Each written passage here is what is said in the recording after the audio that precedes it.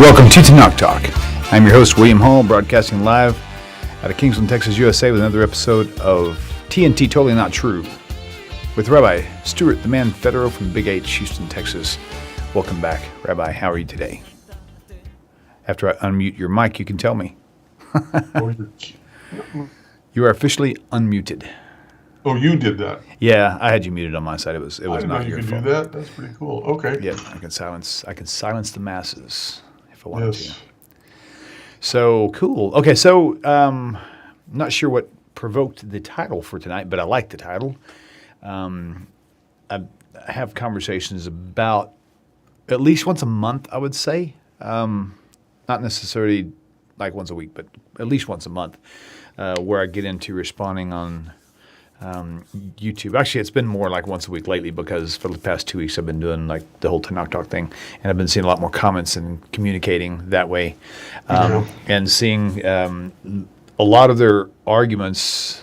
They're not really arguments; they're more like statements of faith on videos. But their statements of faith have so much in common.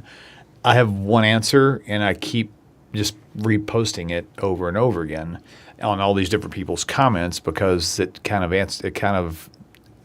a rebuttal to what they're saying altogether, and that is, even if Jesus was the Messiah, he didn't, or even if he could have qualified, he didn't fulfill any Messianic prophecies. Well, that's not true. Huh? No, he didn't fulfill any. I mean, he's Jewish, but that's not true. Being Jewish isn't a fulfillment. That's a qualification. Well, a qualification is sort of a fulfillment. Well, no, I mean a prophecy. What I mean is a prophecy. There's a whole bunch. Okay, so let's go over that then. Because I always tell people that he didn't fulfill any. I mean, every time you have one, there's always something that in between the lines that they forgot to see. Yeah, for every one he fulfilled, there's about 4,000 million billion trillion that he didn't. That's where we're going. But William, the Messiah is supposed to be a male. Right. He's a male. The Messiah is supposed to be a Jew. He's a Jew. Again, those are qualifications, not fulfillment citations. I'm sorry, what? Say it again? I think we're saying the same thing, but we're describing it differently. Well, yes, we are, ultimately. Yes, sir. Go ahead with this. Start that over. So he was a male. He fulfilled one. He was. Yeah. Well, we don't know if he was. Actually, I guess he technically was Jewish because his mother was supposedly Jewish, but Right. But he was not from the tribe of. No, he Judah. couldn't trace his lineage back to King David through King Solomon without going through Jehoiakim, Jeconiah, or Shealtiel. Got it. Okay. Right. And the Messiah is supposed to be only through Solomon, as we just said, and Luke has him through Nathan, his half-brother, and on and on and on and on and on and on and on.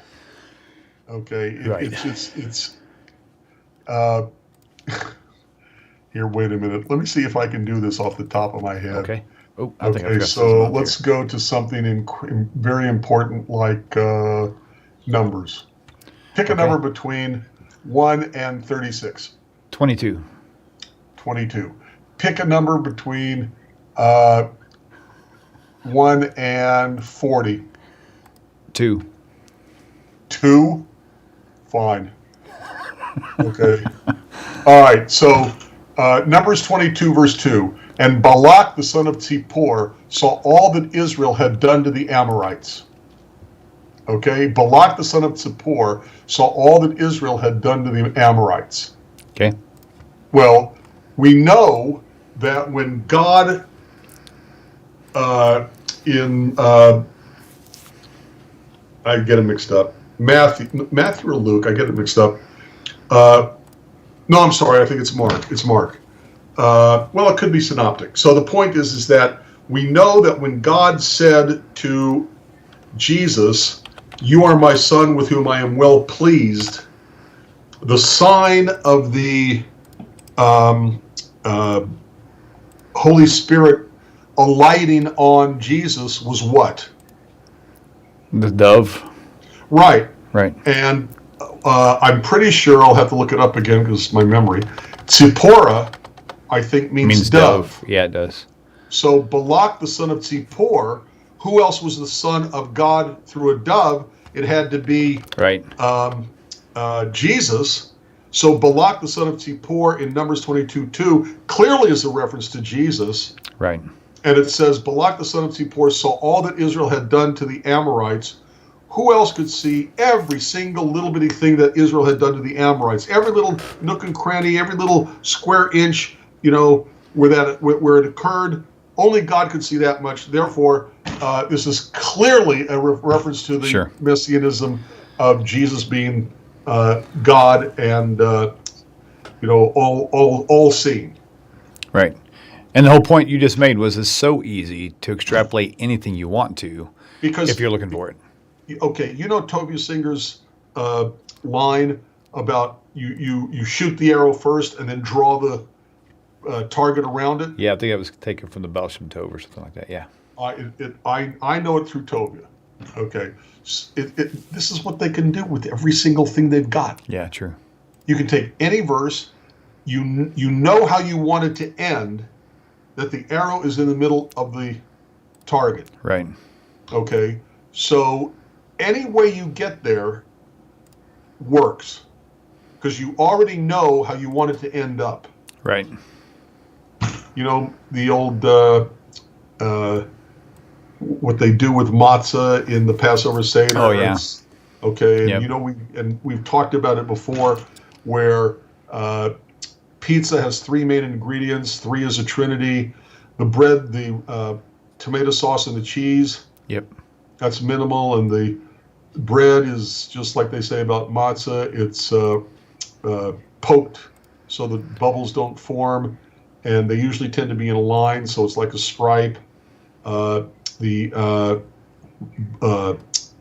red tomato sauce is like the blood of Jesus, right. and the cheese is spread over everything because Jesus covers our sins.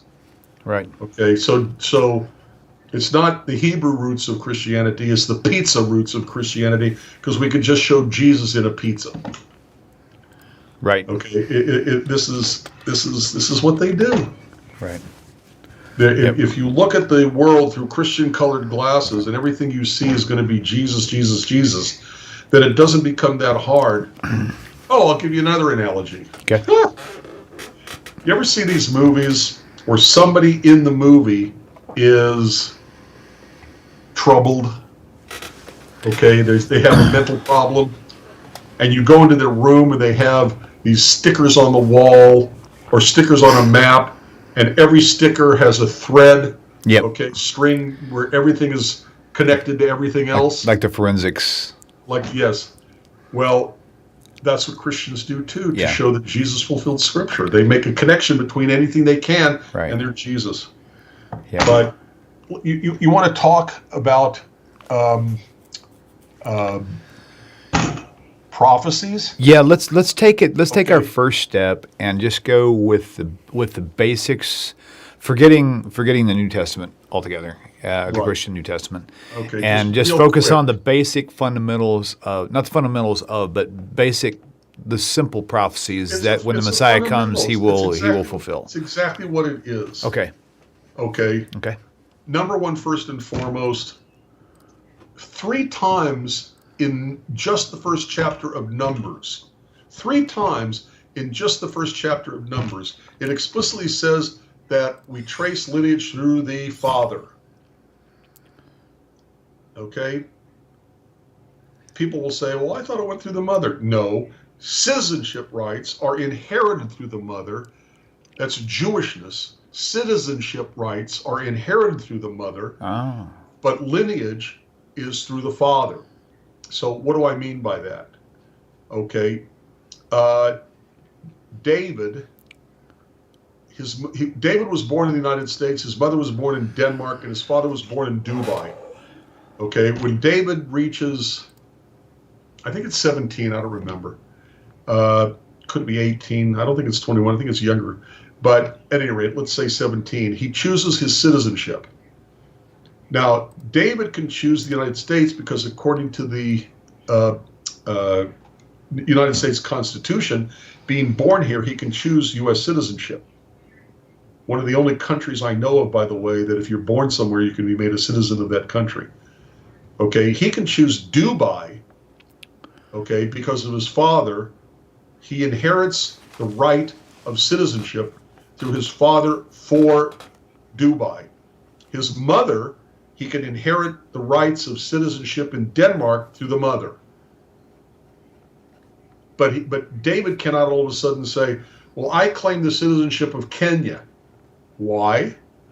Because he didn't inherit the right of citizenship from anybody to be able to be a citizen of Kenya. Citizenship rights are inherited through parents according to every country I know of. Okay, and place of birth if it's the United States for the United States. Okay, in Judaism, it's only through the mother that you inherit the right of citizenship.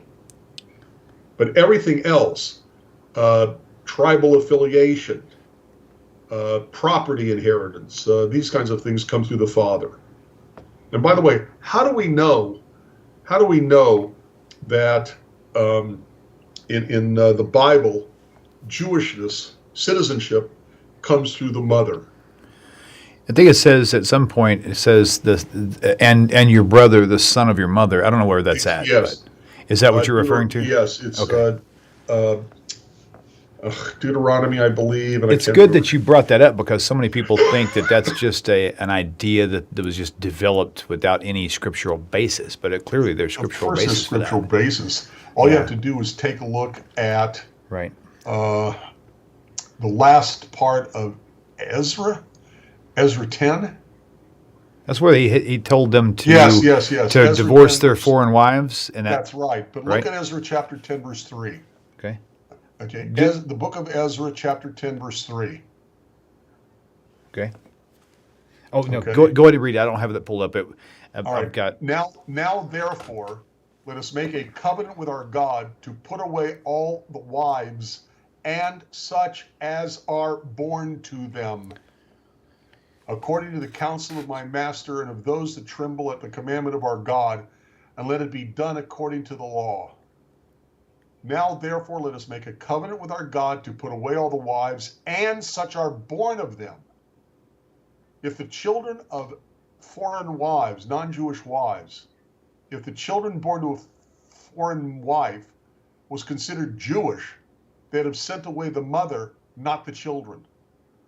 But the fact that they are saying, now therefore let us make a covenant with our God and put away all the wives and all that are born of them, it means that the child of a non-Jewish mother is not considered a Jew. I don't see how it could be any clearer than that. Right. Okay. To me that's the operative verse. Ezra chapter 10, verse 3. Okay. If the kids were considered Jews because their fathers were Jewish, then they'd have kept the kids and put away the wives. But instead, they kick out the wives and kick out their children because the children of a non-Jewish mother is not considered a Jew. That is really, really a good one. I think I'm going to try to get this pulled up here in a second. Ezra chapter 10, verse 3. Yeah. Okay, there's that. So let me get my screen. Go ahead and keep talking. I'm just going to kind of work with some screen shares while you continue on. All right. So first and foremost, the Messiah has to be born of two human parents like you and I are born. Okay? Regular, normal way, as a result of the acts of sexual intercourse, a child is made, but as a child chosen by God, anointed by a priest, well, we'll get to that later, priest or prophet, to be the Messiah. The Messiah means anointed. Anointed means picked by God for a specific purpose. Kings were picked by God for the specific purpose of being a king. All right, I got your Bible up now. Okay. Verse 3. Ezra chapter 10, verse 3. Okay. Now therefore let us make a covenant with our God to put away all the wives and such as are born of them. Wow. Right. Yeah. According to the counsel of my Lord and of those that tremble in the commandment of our God, and let it be done according to the law. According to the law. So it's already it's saying that that's in the law. So where in the law is that?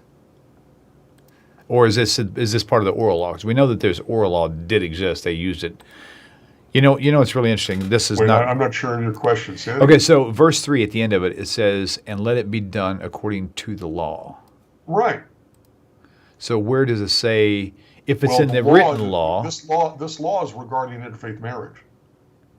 Okay, gotcha. You're not supposed to marry it all the way back to Abraham. Right. When Okay. Abraham is looking for a wife for his son Isaac. Right. He says, "Go to my own people." Oh yeah. Okay, don't take somebody from the, Right. whatever.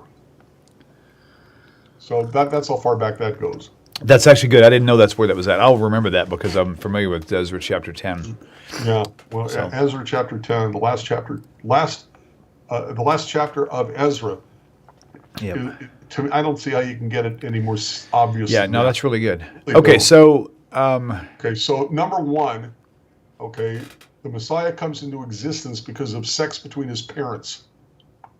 Okay, which enables the Messiah to be able to trace his lineage back to King David through his human, biological father. Okay, Isaiah chapter 11, verse 1, Isaiah chapter 11, verse 10. Okay, Jeremiah 23:5, Ezekiel 34:23 to 24, Ezekiel 37:21 to 28, Jeremiah. Over and over and over again. Right. The Messiah has to be a bloodline descendant from King David. Okay, but you have to trace that through his human biological father. By the way, real quick, just because you got it already set up anyway. Sure. Okay, take a look at take a look at Numbers. Okay. Chapter 1. Okay. What verse? Well, we start with number 2. Okay. Got it. Okay. Take ye the sum of all the congregation of the children of Israel after their families by the house of their fathers, with the number of their names, every male by their polls. Jump forward to verse 4. And with you there shall be a man of every tribe, everyone head of the house of his fathers. Okay, look at verse 18.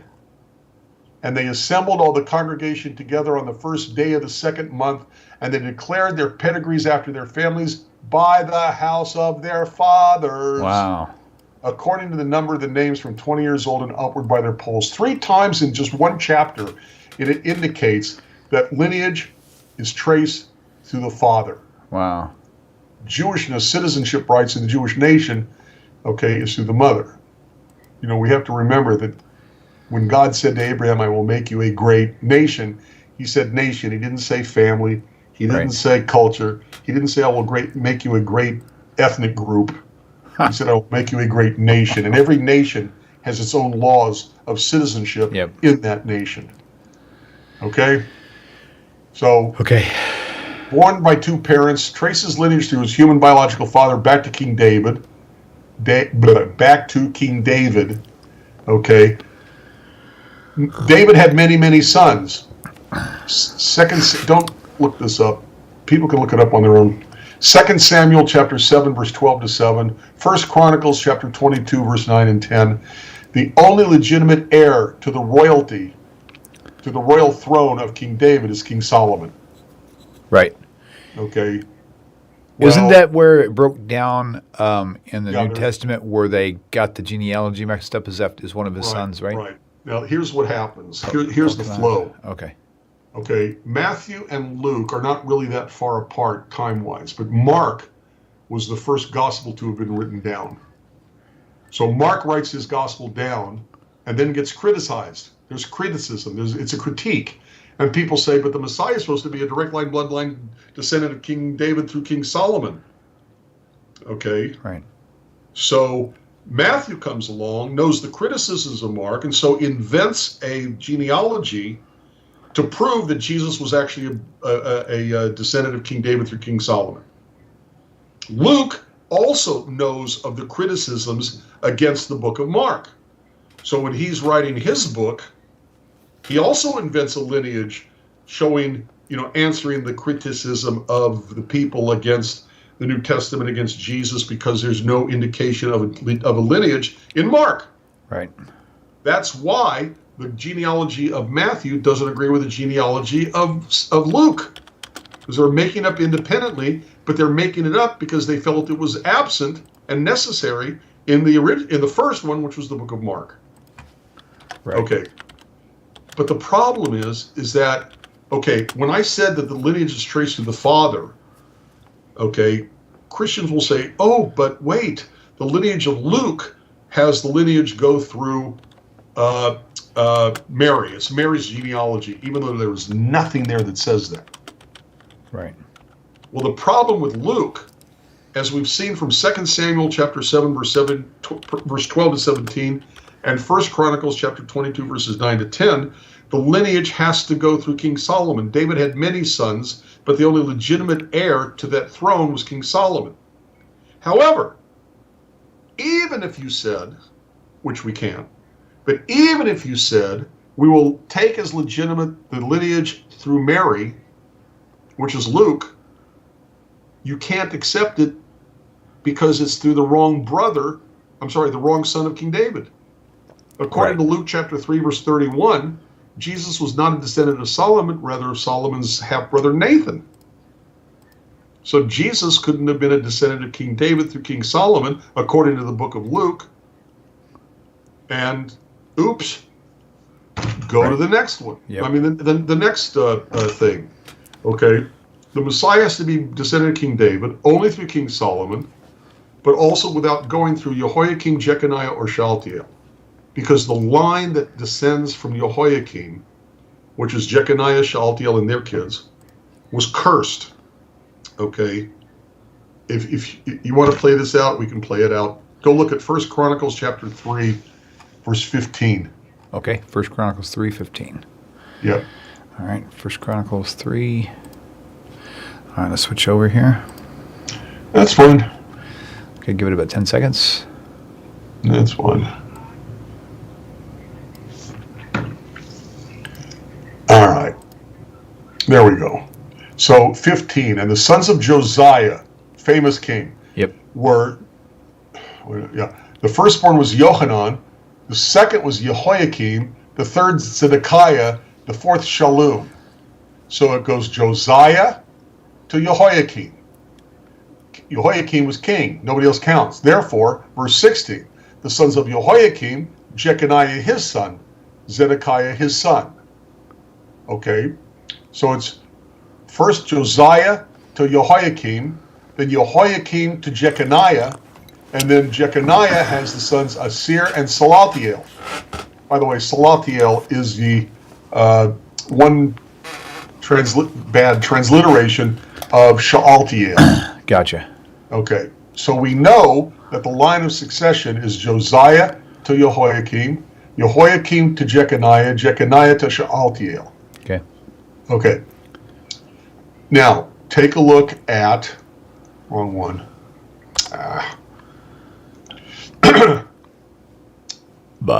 Take a look at Jeremiah chapter 22. Okay.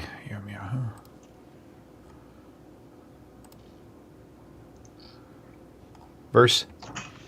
Let's start with 18. Okay. Okay.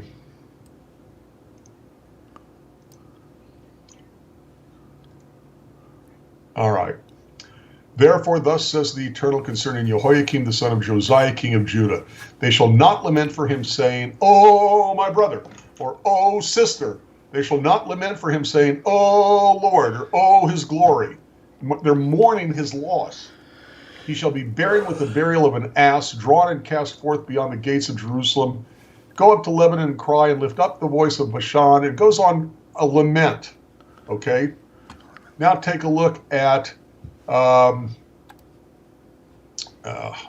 24. Oh, chapter 24? No, verse 24. Oh, sorry.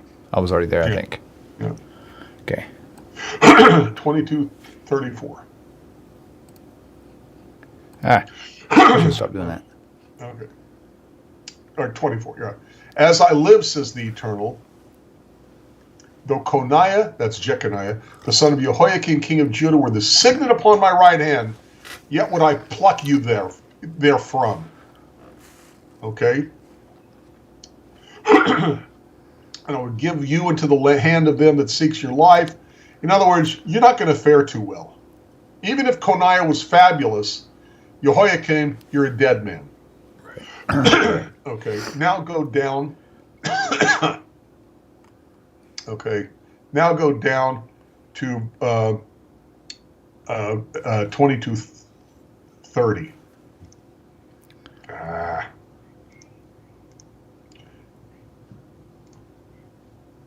Thus says the Eternal, speaking of Jehoiakim, or if you prefer, speaking of Jeconiah, write you this man as childless, a man that shall not prosper in his days, for no man of his seed shall prosper, sitting upon the throne of David and ruling anymore in Judah.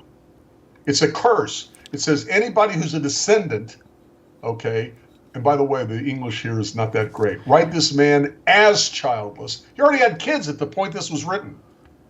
So the verse is saying, write him down as if he has no children, because none of his children are going to succeed on being on the throne of David and ruling in Judah. Got it.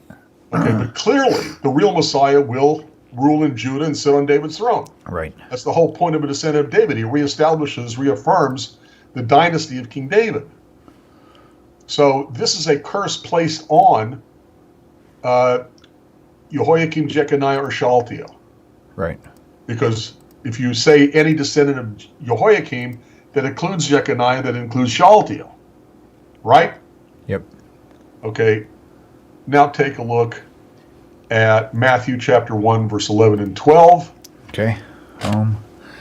Matthew. Where's that at? I'm just kidding. Okay. Matthew chapter 1. Matthew chapter 1, verse 11 and 12. Okay, Josiah. There we go, right there. 11 and 12. Let's highlight that. Switch it over so you can see it. There you go. Yep.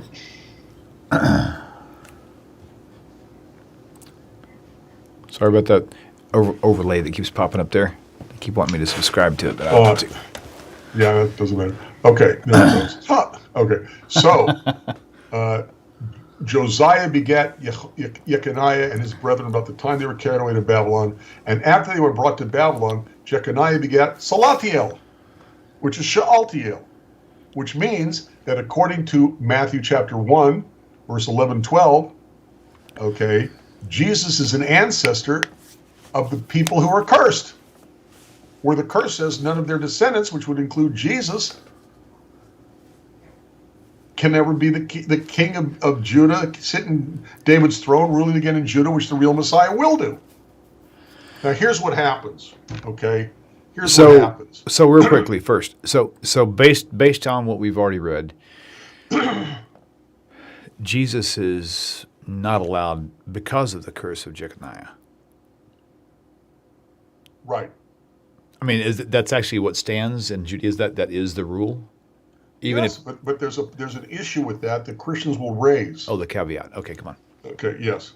Okay, and that is, let me find it. Okay. I've got a metal detector. I can find it for you if he's still got the stakes in his hand. That was a joke. Yeah. You didn't hear me. If you...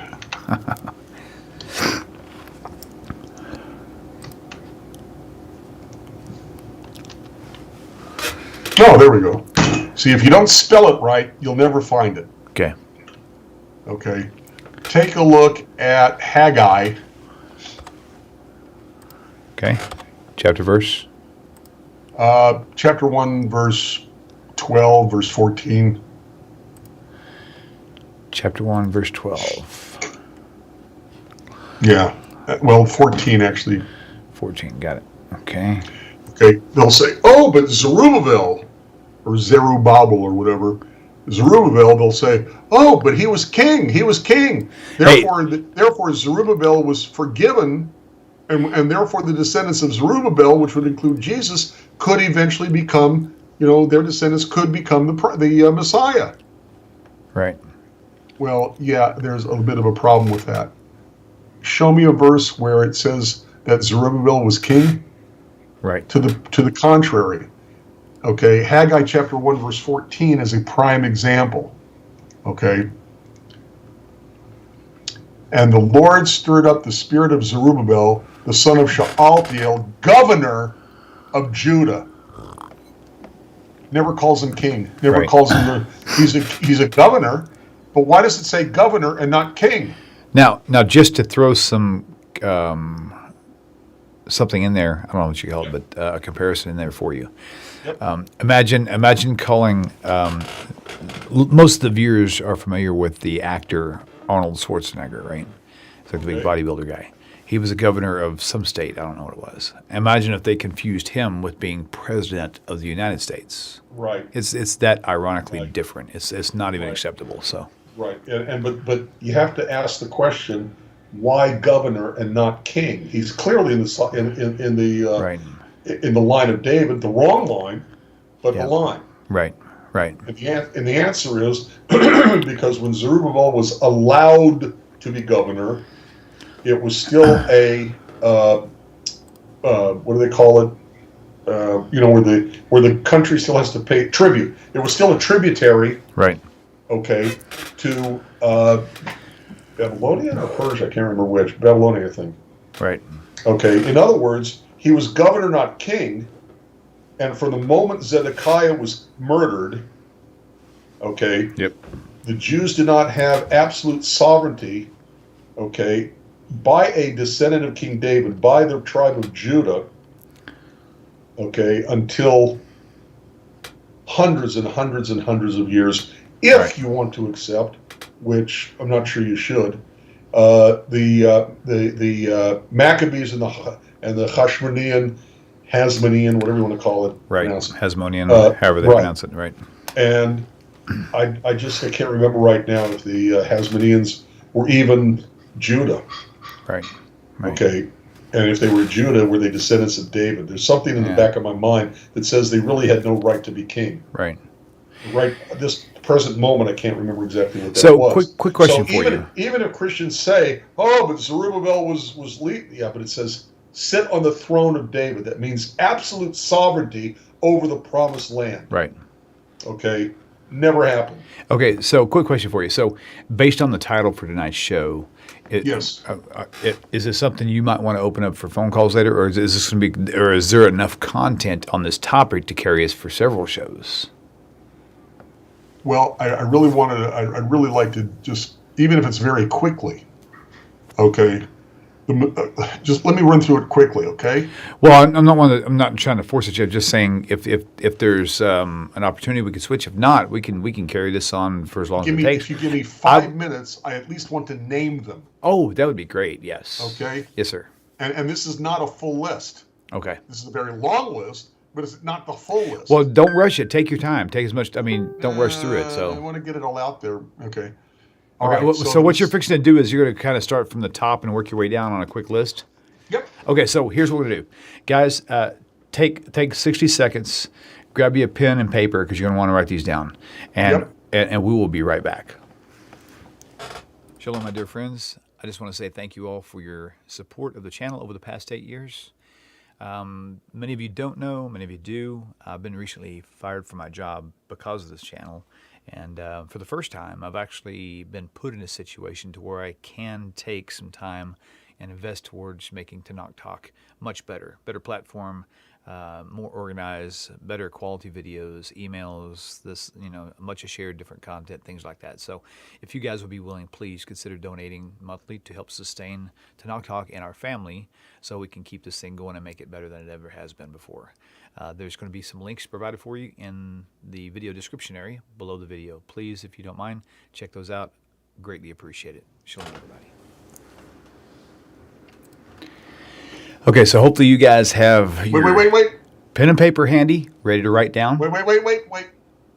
Oh, I forgot you're on the delay. You got to remember, what you and I are doing is in a different universe than everybody else is in. William, Okay. you just ran the appeal. I want to interrupt this for 2 seconds. Okay, gotcha. Sorry, I'm gonna quiet now for a second. Go for it. Tanakh Talk has never been a business. Tanakh Talk has been a labor of love by William Hall and all the people you see on the videos. It's a labor of love, okay? But Tanakh Talk is not a business and has never been a business. It's been like William Hall's hobby, and he has spent an enormous amount. You have no idea of how much money he has poured into this hobby for your benefit so that you can learn about Judaism and the truth, God's truth. Okay, so if you happen to be out there saying, well, businesses shouldn't be begging for money, he was never a business. He's done this out of the goodness of his heart and his generous generous spirit. Okay, so he got fired as a result of this hobby. He got fired as a result of his work on teaching God's truth out there, and that's why he lost his job. So in order to sustain not just William, but his whole family, because the source of his income that allowed him to do Tanakh Talk has fallen away, he is asking, I am asking, we are asking for you to make donations so that he can keep doing this and maybe turn this into his full-time job. Okay, but it's not now and has never been a business. It's been a labor of love that has cost him enormous amounts of money, that now he has no source of income to keep it going. If you like it, if you enjoy it, if you learn from it, if it enhances your life, please consider donating. Please consider donating on a monthly basis so William can have something to count on. Okay, that's all I wanted to say. Thank you, Rabbi. Now, there's been some people who are, whoa, I don't think businesses should ask for money. It's not a business. Never been a business.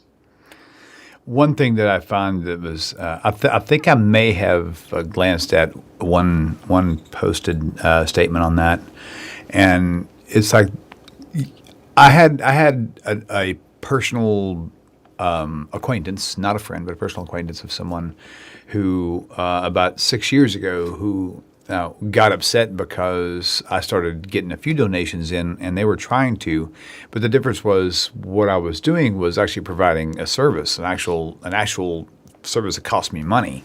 Exactly. And it's like it's my passion, and it is my hobby. And as far as I'm concerned, it'll always be my hobby because I love this. I mean, when I get too old to see, and God forbid that ever happens, may I, have the vision and health of Moshe Rabbeinu, my son hopefully will be, filling my shoes. So this is something that's needed. It's not. I'm not getting lazy because I got fired. In fact, I find myself, and my wife can testify. I think she was kind of secretly. My wife is a really amazing person. She's a good steward of money. She's very business oriented, and she for a brief moment she was worried that once I got fired from my job and I was going to take the Tanakh Talk full time. I know. A little bird told me she was worried that I was going to take the opportunity to just get lazy and kind of kick back and take my time. Little did she know, I wake up earlier now to get in the studio because I'm so driven. For the first time, I'm actually able to take Tanakh Talk and cradle it and love it and to do the things I wished I could have done 8 years ago for the first time ever. 8 years? 8 years. 8 years of Sundays. Listen, I've had probably less than a handful. Probably in 8 years' time, I've probably spent maybe a couple dozen Sundays, maybe 3 or 4 dozen Sundays with my family. Outside of that has been sitting in this chair, bringing content to the world on this stuff. And, it's just... when you take vacation or something, yeah, pulls you away from this, it usually is a Monday night. Yeah. But I love it. I mean, I'm not, definitely no complaints at all. Yeah, I think that went right over your head. And Rabbi, like I told you before, I would never... Even if there was not a single dollar coming in, I would make sure this happened because it needs to be there. It needs to be there. So and that's, as I said, out of the goodness of your heart, but goodness of your heart don't pay the bills. Yeah, that's true. And if you're going to keep doing this, and if people really get something out of it, which they claim to, then make a donation. Okay, let's continue with this real quick. Okay. I'm going to just run through. Make sure you guys have got something to write with, because actually this is good. And also, one thing I want you guys to write down, we're at 39:35. This is a 40-minute marker in this video. If you forget, you don't have your paper, when you go back and watch the replay, fast forward to 40 minutes, and that's where you're going to find the list that he's fixing to bring to you right now. Rabbi, go ahead. All right, and remember, once again, I'm going to say it, this is not a complete list. Okay? Okay. So the Messiah is not a descendant of Jehoiakim, Jeconiah, or Shealtiel. We see that from 1 Chronicles 3, 15 to 17, Jeremiah chapter 22, verse 18, verse 30, verse 34. But according to Matthew chapter 1, 11 to 12, and Luke chapter 3, verse 27, Jesus was the descendant of Shealtiel, who was part of the cursed line. By the way, we looked at Matthew 1, 11, 12. We didn't get a chance to look at Luke chapter 3, verse 27. But both Matthew and Luke that have a genealogy, both Matthew and Luke say that Jesus was a descendant of Shealtiel, who's part of the cursed line that was cursed in Jeremiah 22. Okay, next thing. The Messiah is preceded by Elijah the prophet, who together with the Messiah, among other things, unifies the family. Check Malachi chapter 4, verse 5 through 6. Malachi chapter 4, verse 5 through 6. Elijah the prophet is supposed to bring family together. I would presume that if Elijah the prophet precedes the coming of the Messiah and announces the coming of the Messiah, then Elijah and the Messiah are kind of doing the same kind of thing. So if Malachi chapter 4, verse 5 through 6 says Elijah the prophet will come in the terrible day of the Lord and put the hearts of the children to the parents and the hearts of the parents to the children, and then Jesus comes along, and in Matthew chapter 10, verse 34 to 37, what does he say? He says he came to set a man against his father, and a woman against her mother, and a daughter-in-law against her mother-in-law, and your enemies are supposed to be of your own household, contradicting what Elijah is supposed to do and what the Messiah is supposed to do. Now, according to traditional Jewish definition of the term Messiah, which means anointed, we already discussed that, the Messiah is going to make changes in the real world, the world that you yourself personally can see and perceive with your own senses, and therefore be able to prove that they did occur, precisely because they took place in the real world. So the Messiah is explicitly anointed in the first place, picked by God, anointed for specific things in the world. What are those things? What's the Messiah supposed to do? See, the first part is who the Messiah is supposed to be. Born of two human parents, traces lineage back to his biological human father, back to King David, but through Solomon without going through Jehoiakim, Jeconiah, and Shealtiel. We said that already. Okay, so what are the things that's who he is. Now we ask the question, what's his task? What's his job? For what has he been anointed? So first of all, the Messiah reestablishes the Davidic dynasty because he has his own children. Daniel chapter 7, 13 to 14. His kingdom shall be one that shall not fall away. Well, how does that mean that the Messiah lives forever? He's eternal? Well, you could interpret it that way. I think that being the descendant of King David, he's reestablishing the dynasty because he has his own kids, and they rule when he dies. Okay, check Daniel chapter 7, verse 13 to 14. Next thing. Come on, everybody knows this. This is one of the first things that Jews will pipe up with when they say that what did Jesus not do that the Messiah is supposed to do?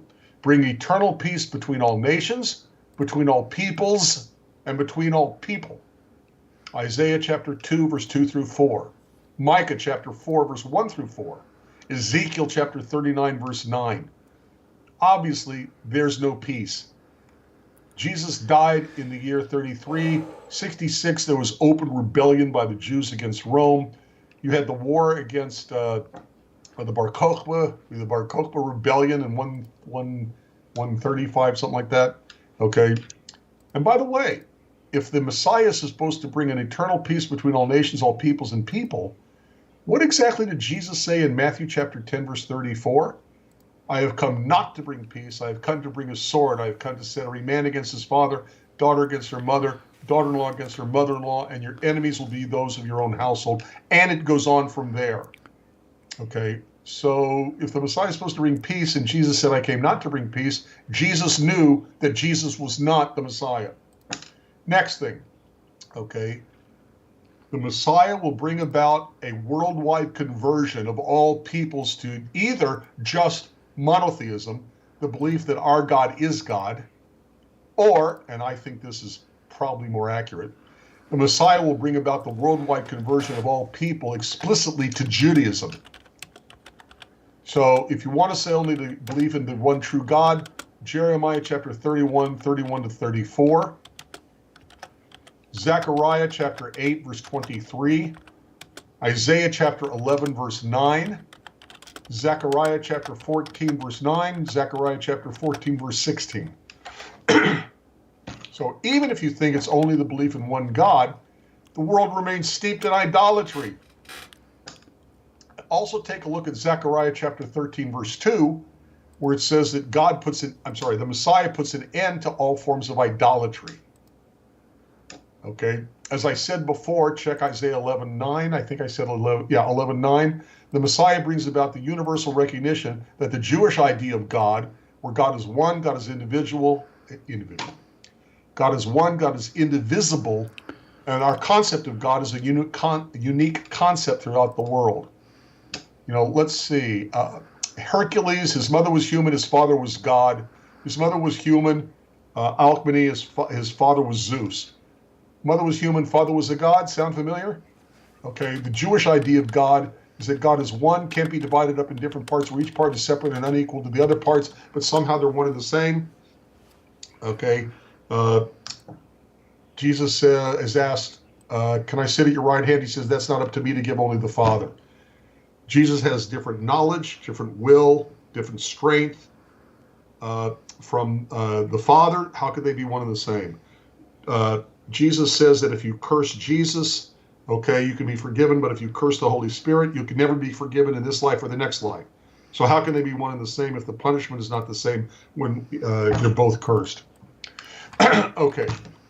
The Messiah leads the world, brace yourselves, to become vegetarian. Avraham Kook, chief of rabbi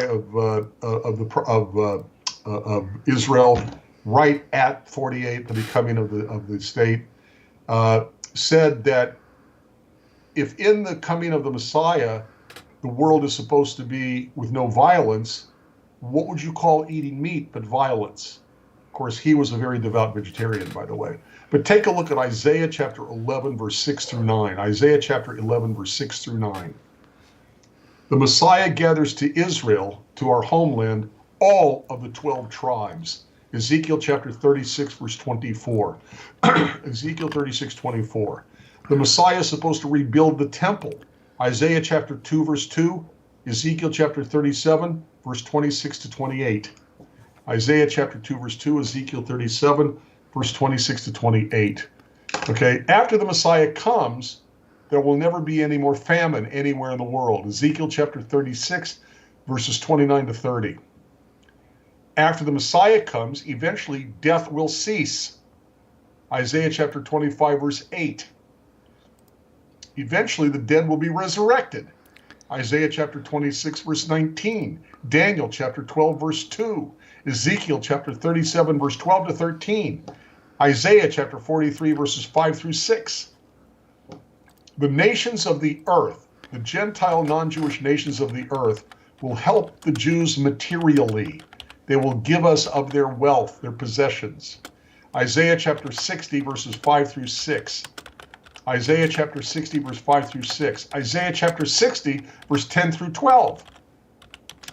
So 60, but verses 5 through 6 and 10 through 12.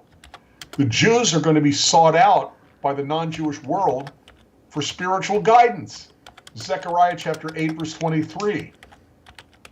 All weapons of the world will be destroyed. It will take them 7 years to get that done. Look at Ezekiel chapter 39, verse 9 and verse 12. Ezekiel 39, verse 9 and verse 12. The Nile River in the middle of Egypt, kind of like retribution for what happened with slavery.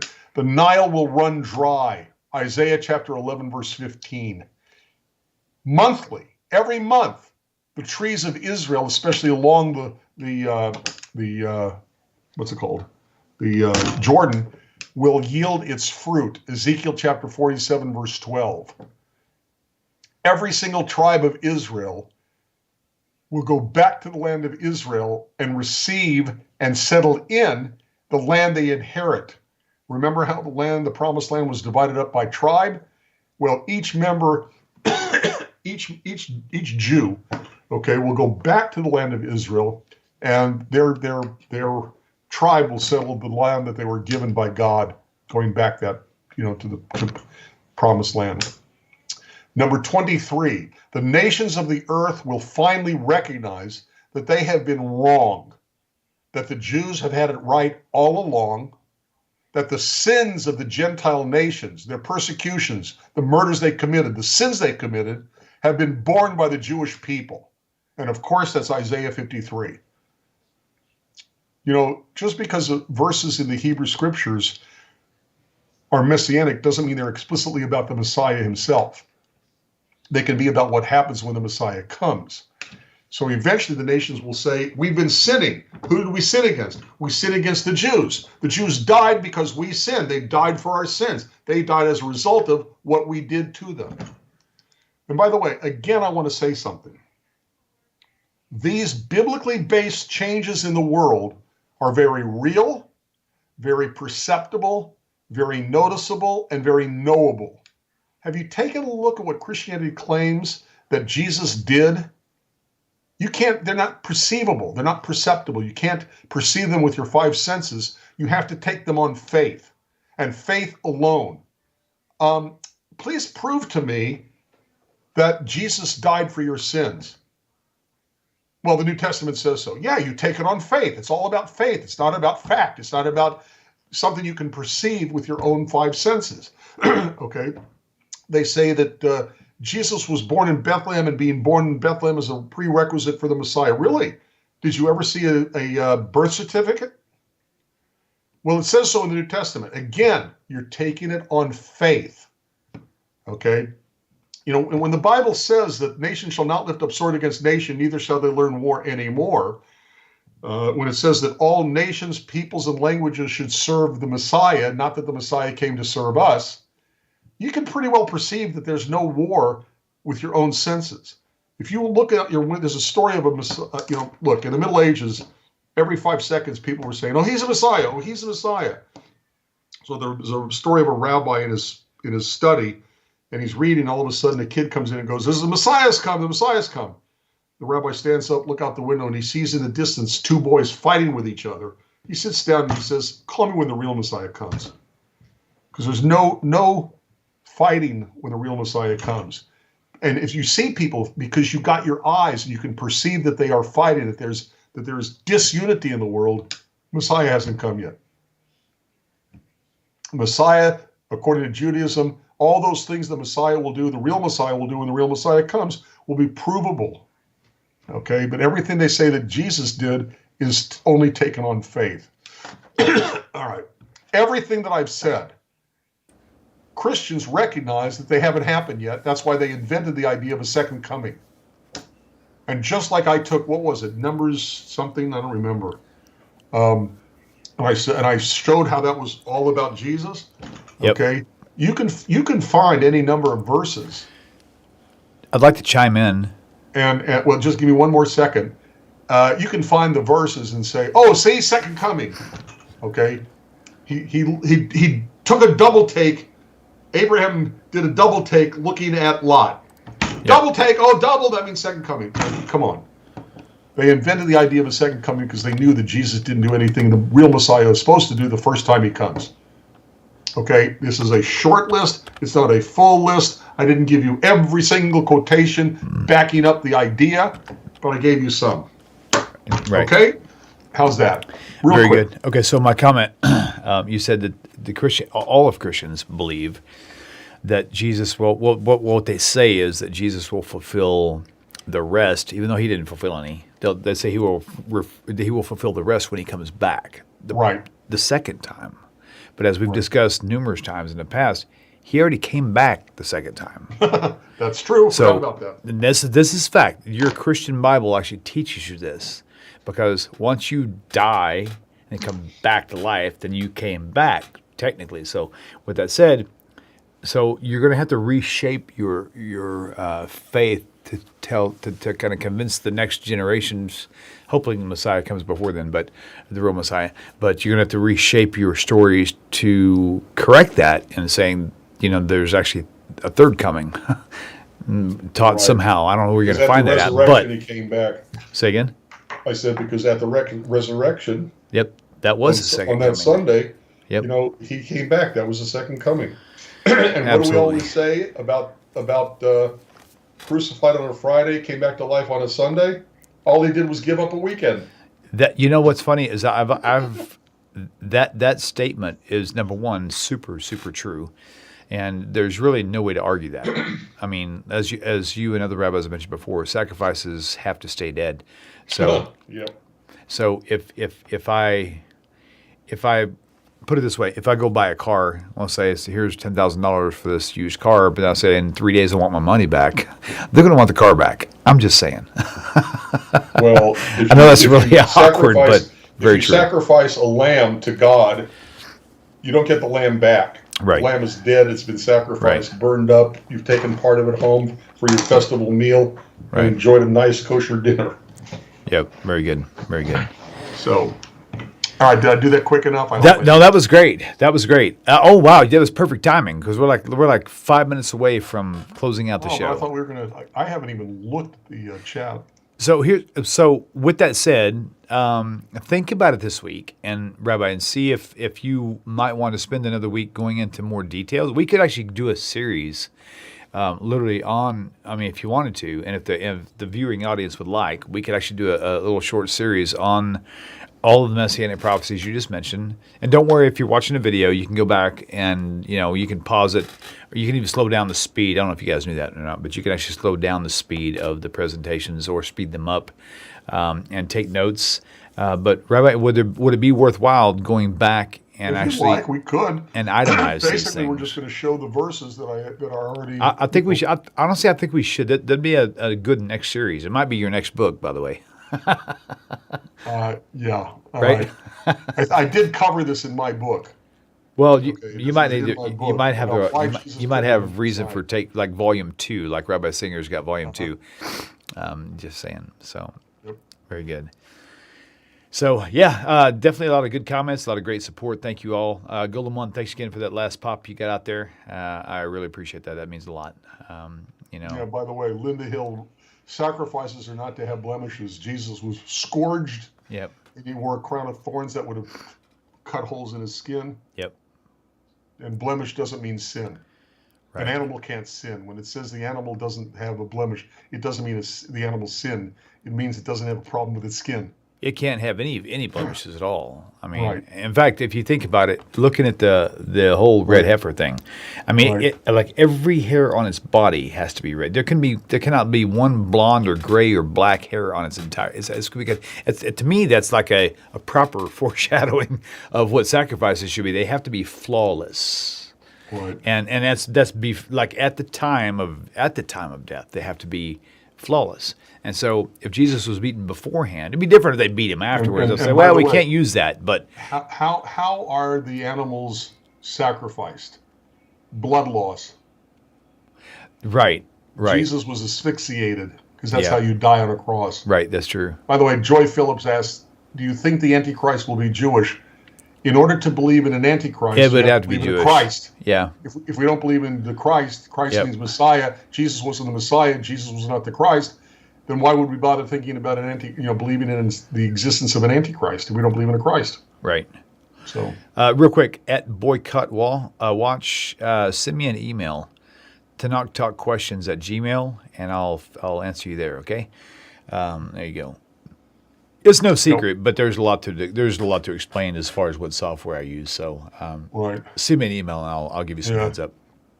Michael Skobac on to Knock Talk did a whole big long series on the supposed 365 biblical verses, Right. statements that Jesus fulfilled and how he really didn't fulfill them. Right. Right. But and there's also a phenomenal website by Sophie Sagai. I think that's how her last name is pronounced. Segway, I think, or something like that. Segway. Sagai. I don't know, but it's brilliant. Look up her name. Sophie is Sophiee.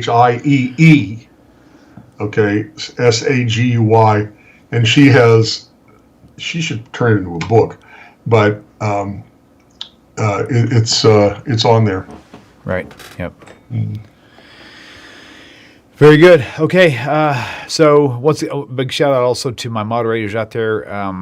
Andrea Weinberg, she's been the longest around. She's amazing. And she's not only just a great moderator, she's got good people skills, and she's also super knowledgeable about Judaism and about Tanakh and about the oral law as well. Wally Cleaver, Larry Beck, good friend. I've never met Wally. Larry, I'm hoping to see you in the studio again. It's been a long time. And so hopefully we'll see you guys soon. Some of you who don't know, are not aware, Rabbi Tovia Singer, Rabbi Federow, and I and Skobac, we're all really good friends. And Singer's going to be, if you haven't been to Knock Talk on my other shows, and I know Rabbi Federow would totally support this message, Rabbi Singer is going to be in Dallas on July 9th and 10th. Absolutely.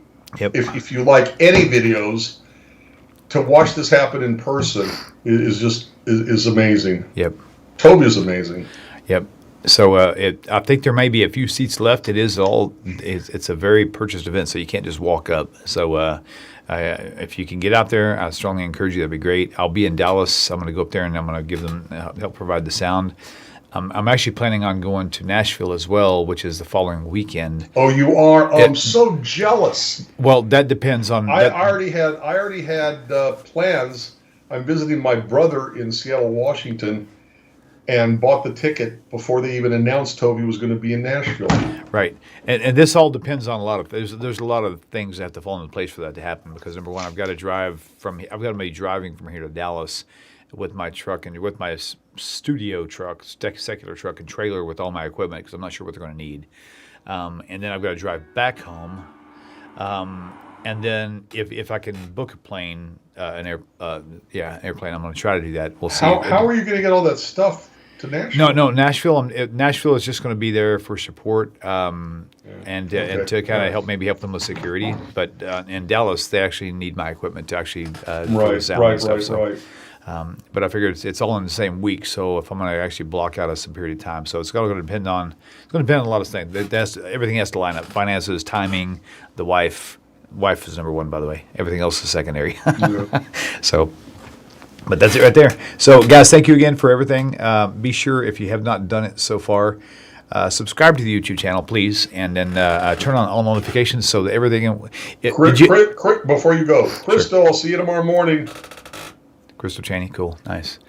Yep. So one thing you need to know is that if you've subscribed to the YouTube channel, the only way to get every notification to, like if I put just a comment up, if I like a Facebook post on YouTube, the only way you're going to get that is if when you turn on you'll see a notification bell there. If you click on it, it'll give you an option to select all notifications, some or selective, whatever. If you turn on all, then every single thing that I do on YouTube, you'll get a notification from that. So if you want to get the notifications, be sure to do that. All right. And also on Facebook, if you're a Facebook friend and you don't see my posts that show up regularly, it's because you're not following me on Facebook. So go to the William Hall Tanakh Talk. It's actually the William Hall page, and you'll see Tanakh Talk somewhere, like the logo, whatever. You want to make sure that you select the follow button because most of the activity I do, I put there. Now, a news update, because I found out recently, I put a little scrolling banner on there earlier that I found out that the proper spelling, or one of the proper spellings for Tanakh Talk, actually, we do actually already own on the website. I didn't know that until like this week. So we're going to revamping everything. We're going to be restructuring the website. We're going to be restructuring everything, even the branding. We're going to kind of get it into the more correct form. So if you want to keep up with all these details, you really have to follow me on Facebook, follow me on YouTube, and make sure you turn on all the notifications as you can. Okay. So meanwhile, that's it for today. We do have programming. Wait. I'm trying to find it, but I can't find it. What are you looking for? What are you looking for? And I might be able to help you find it. Somebody asked the date of Dallas and the date of Nashville. It doesn't matter. Here, I'll put it in there for you. The date, I'm going to say Dallas date. Sorry, don't use all caps unless you're me, because I use it in the right form. So that's going to be July. I'm typing it in now. My wife's birthday is the 8th, so it's going to be the 9th. And it's going to be the 9th and 10th or 10th and 11th. So I'll say the weekend of the 10th. That's what I'll do. And Nashville. It's like 2 weeks later or something like that. No, it's the very next weekend. Is it the next weekend? Yep. Wow. Okay. Yep. that's why I said a lot of things have to line up for me to be able to be there, because for me to drive back from Dallas Right. and to have time to, because I've got there's so much to do with Tanakh Talk during the week. I mean, I'm literally in my chairs on average about 10 to 12 hours a day just doing Tanakh Talk stuff. So I've got a lot of things I've got to keep up with now. And so all that's got to line up. All the finances have to line up. Everything's got to work up with the wife and everything. So it's going to be a tight schedule. So I'm going to try to be in Nashville if I can. No promises there. Okay, so I've got Dallas, July weekend. Weekend of July 10th. Sorry, I was multitasking. Weekend of July 10th. And then Nashville the following Well, I think it's people leave on the 11th. The activities are the 9th and the 10th, but people stay the night of the 10th through and then the 11th they leave. So.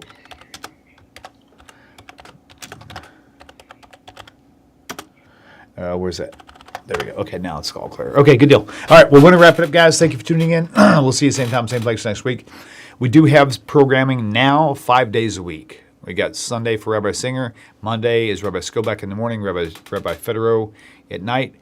The other 3 days are all 2 back-to-back shows, ranging from 5 p.m. to 8 p.m., however that works out. There's 2 of them we have not pinned down yet, so you're going to want to subscribe, turn on notifications so you can know when those are.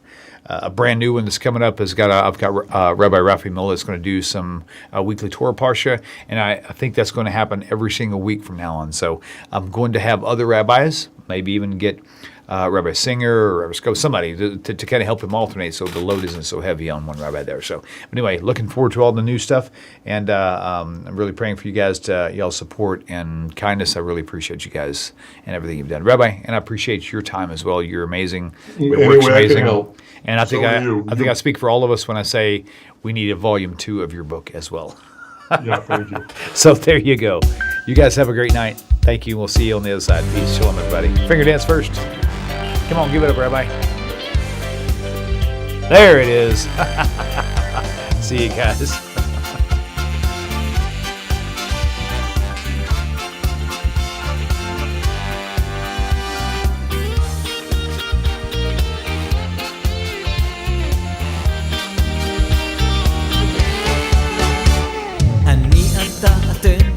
תמיד כולם ביחד, חשוב מכל חשוב והכרחי להיות ביחד. איפוק זו העוצמה, ויתור זו הגדולה, השאיפה והכמיהה. אני אתה אתם תמיד כולם ביחד, חשוב מכל חשוב והכרחי להיות ביחד.